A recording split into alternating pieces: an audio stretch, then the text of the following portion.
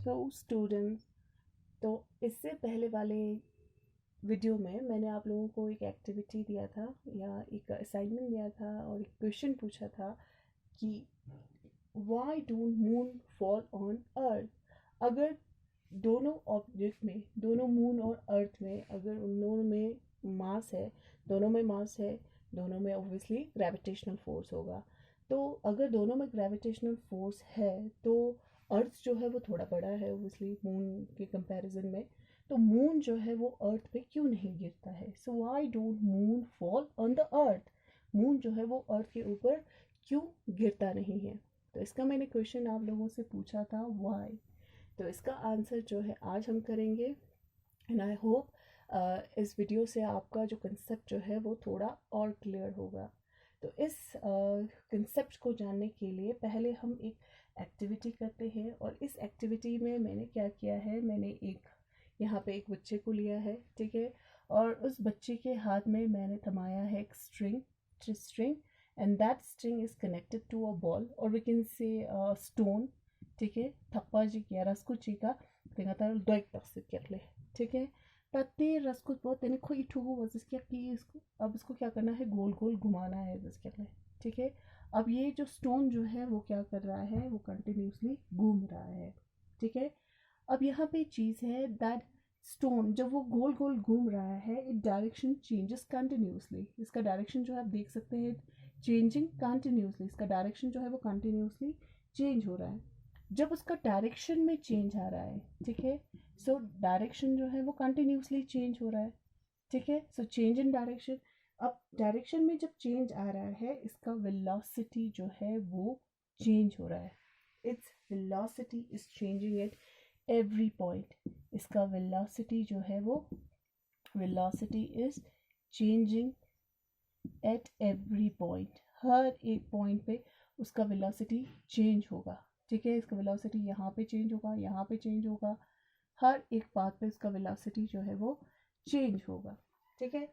अब इसके वेलोसिटी में जब चेंज आएगा, so when there is change in velocity, velocity change in velocity क्या है, किसके बराबर है, वो किसके बराबर है, एक्सेलरेशन। तो ऑब्जेक्ट में क्या आएगा, एक्सेलरेशन आएगा। Velocity change means acceleration. So what is acceleration? Acceleration is the rate of change of velocity मानले। तो ऑब्जेक्ट कुछ होता नकले एक्सेलरेट होता, जब इसकी वेलोसिटी में चेंज आ रहा है तो ऑब्जेक्ट जो है वो क्या हो रहा है, एक्सेलरेट हो रहा है। तो आप लोगों को कुछ याद होगा, ठीक है। सेकेंड लॉ ऑफ मोशन में हमें पता है एक्सेलरेशन जो है वो किस में आता है, ठीक है। That is force is equal to mass into acceleration. आप लोगों को याद होगा, ठीक है। अब यहाँ पे, ठीक है, ऑब्जेक्ट जो है इसका मास है, स्टोन का मास भी है, और ऑब्जेक्ट जो है वो कंटिन्यूसली उसमें एक्सेलरेट हो रहा है, उसका वेलोसिटी चेंज हो रहा है, तो obviously the object is also getting accelerated, okay. तो मास भी है, एक्सेलरेशन भी है। अब यहाँ पे हम बात कर रहे हैं इनके बीच में कौन सा फोर्स है, ठीक है। मास भी है और the object is also getting some acceleration. Object में एक्सेलरेशन भी प्रोड्यूस हो रहा है। अब इनमें कौन सा फोर्स जो है वो लग रहा है, का फोर्स पे जास्ते खून नगवा ऑब्जेक्ट वो एक्सेलरेट छेन ना तो यस। अब यहाँ पे और एक आप लोगों का कंसेप्ट है।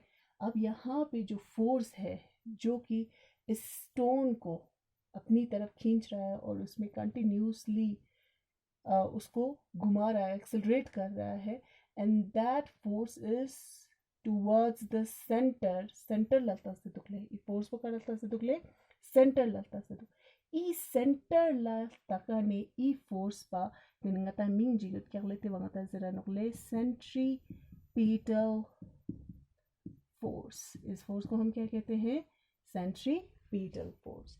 तो सेंट्रीपीटल फोर्स जो है वो क्या है, नाम से पता चल रहा है, centri means centre and petal means the seeking, centre seeking force. इस फोर्स का वो सेंटर लगता है मतलब दिनते वहां जरा नकले सेंट्रीपीटल फोर्स।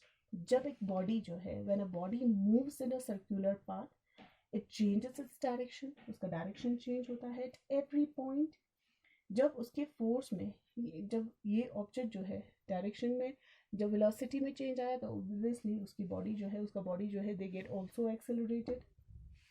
अब वो force, the force which keep the body in a circular path, एक ऐसा फोर्स जिसकी वजह से ऑब्जेक्ट को एक सर्कुलर पाथ में रखते हैं, and that force is called as centripetal force.